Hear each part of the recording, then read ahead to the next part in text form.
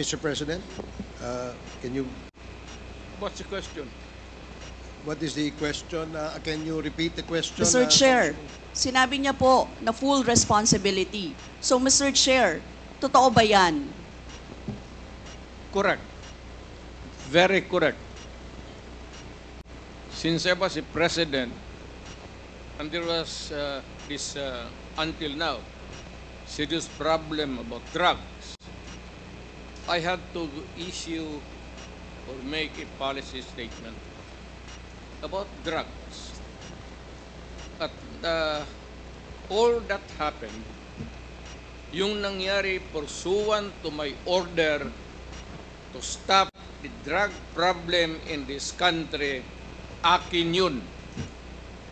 Akin na akin yun. Ako ang nagbigay ng order kasi ginawa nila illegal or legal, akin yun. Thank you, Mr. Chair. I take full responsibility for it. Thank you, Mr. Chair. Yun po yung tanong ko. Yung families of innocent extrajudicial killings, kayo din. File the case in court. Mr. Walang Chair. problema. Nandiyan ang korte. Yes, Mr. Chair. Second question ko. Responsable kayo kasi polisiya nyo yon. Kumbaga, tatak Duterte. Dahil polisiya nyo rin yan, tama ba? Sa Davao. Nung nasa Davao pa kayo. Tama ba na tawagin po itong Davao model or Davao style? Mr. Chair? I cannot control the semantics. Mr. Chair, yes of or the no? metaphor. Davao style. Do not ask me to answer yes or no. You are not an investigator. Mr. Chair, tayo po ay nasa investigasyon kasalukuyan, Yes, Mr. but you Chair. are not an investigator. Why are you asking me to answer Mr. yes Chair, or no? tinatanong ko lang naman. Chair, point of Session order. suspended.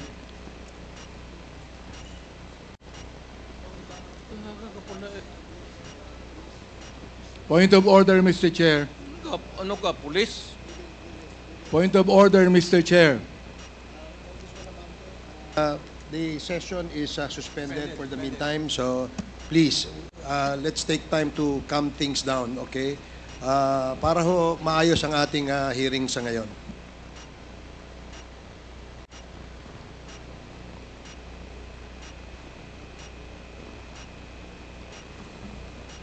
Hearing is resumed. Please proceed, Congresswoman Rosas. Yes, Mr. Chair. Napakasimple lang po ng tanong ko. Tinatanong ko lang po kung yes or no, Davao style ba yung inyong modelo. Mr. Chair, ayaw niya sagutin. So, Mr. Chair, hindi ko maintindihan yon. I'm What sorry, is your personality, Your Honor?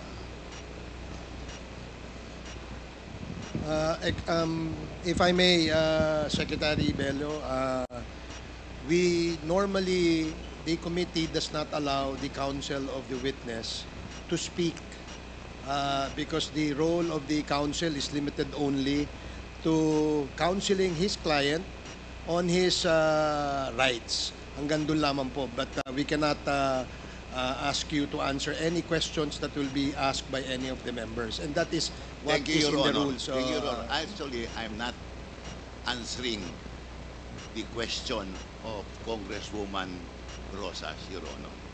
My point is, Your Honor, to allow the resource person to finish his answer. Okay, we will do that. Thank you, Attorney Bello. Thank you, Your Honor. Thank you. Congressman Brosas, maybe it is, perhaps the former president would like to elaborate on his answer.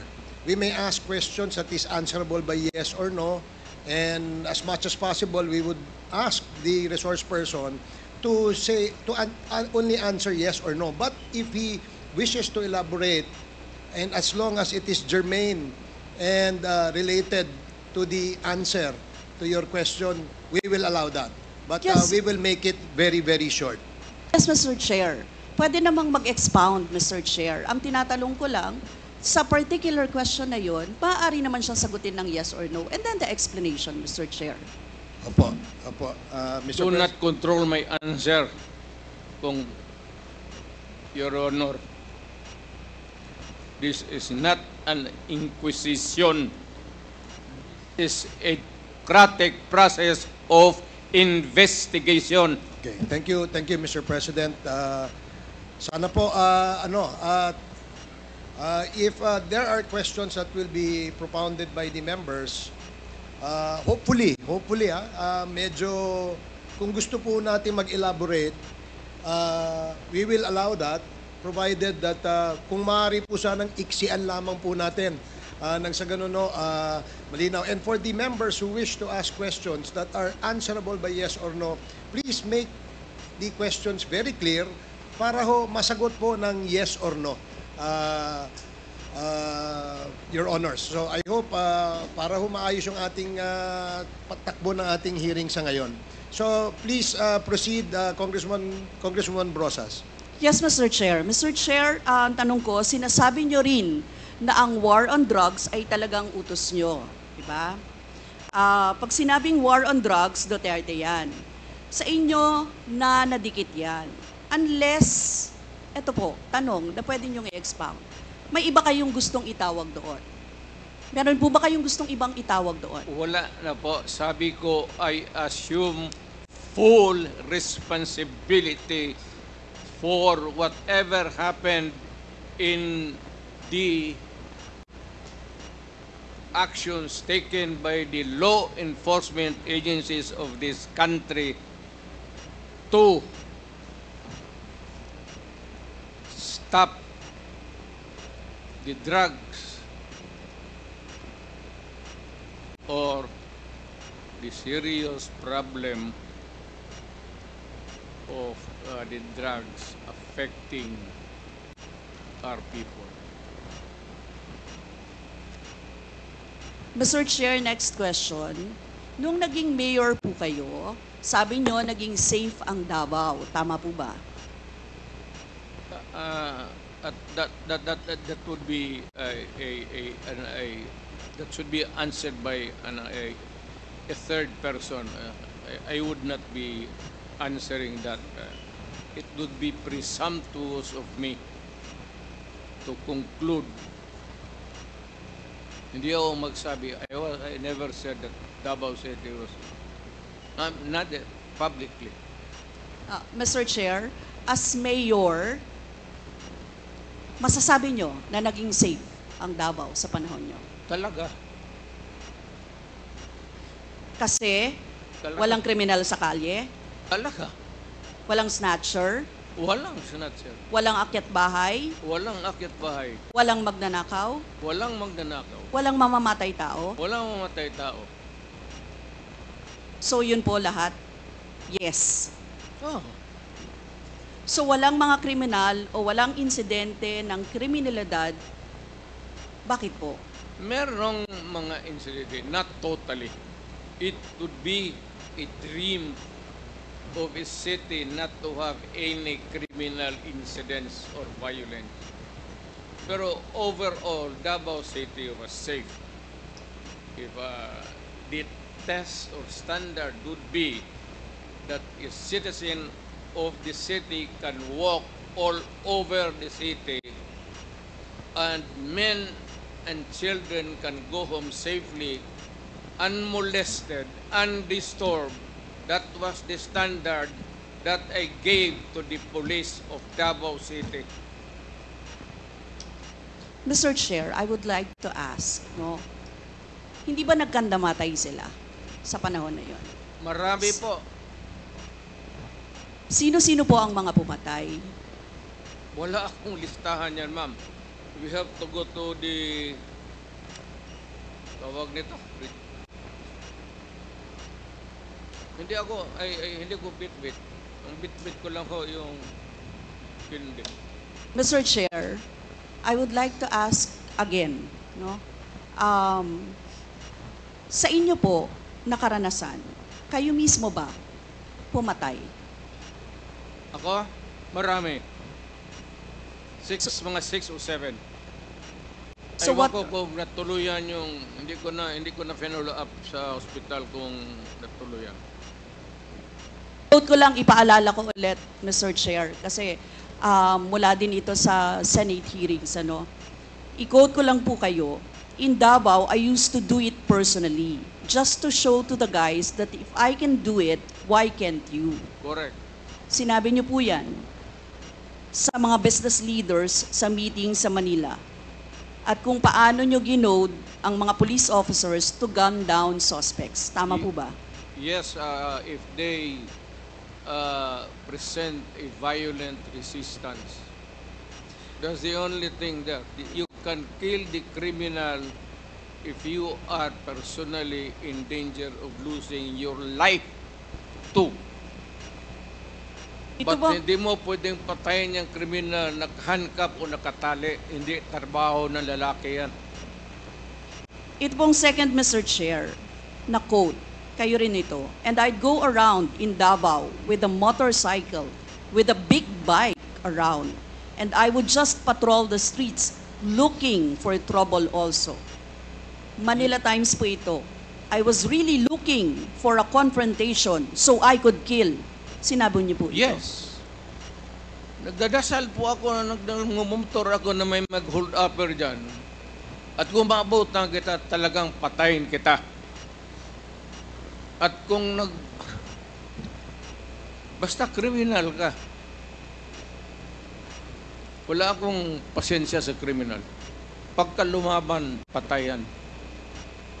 So, Mr. Chair, kanina po kasi sinabi ni Duterte na he takes full legal responsibility.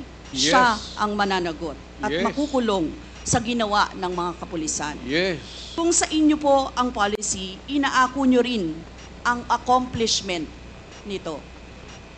Yung lahat po, kasi kung naaalala ko sa war on drugs, yung mga accomplishment, may nahuli, nagbebenta, gumagamit, gumagawa ng droga.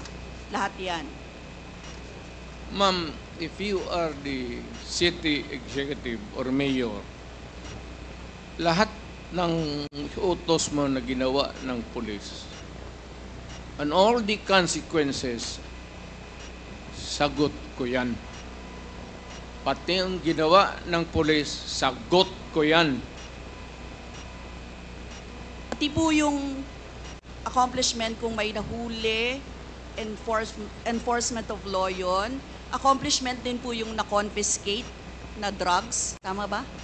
Lahat ng trabaho ng pulis, because you are the mayor, at inutos mo yan, and the consequences, or sometimes an incident can go right and go wrong. Protektahan ko yung pulis kasi ako ang mayor. Hindi magtrabaho yung pulis, matakot yan kung hindi mo bakapan. So lahat ng trabaho ng pulis, nung ako'y mayor, for the longest time, akin yan. So, Mr. Chair, alam niyo po ba kung ilan ang arrested sa mga drug operations at how much ang drug na na-seize nung time na yan? Ma'am, I was not notified in advance that I have to make an accounting for the arrested persons in Davao City. That is, I would not want to. That would not be a proper question. For Mr. a Chair, resource sabi niyo person. yung accomplishment report sa inyo yan. Accomplishment, yes. Accomplishment is another thing. But you see, to ask for the number of arrests or killings, that would be a stupid question. Mr. Chair, sinabi po ninyo na aakuin nyo lahat. E di syempre may accounting din kayo, Mr. Chair. At kabisado nyo, kahit nga kabisado ninyo kung ilan ang hinuli, ilan ang pinatay, ilan. Dapat may accounting kayo, Mr. Chair. And I believe, Mr. Chair, noong 2017, correct me if I'm wrong, may President's Accomplishment Report kayo, Yes, Mr. ma'am. Chair. Tanungin kita, where were you the other day at 4 o'clock in the afternoon? Point of order, Mr. Chair. Yan nga sinabi ko. Um,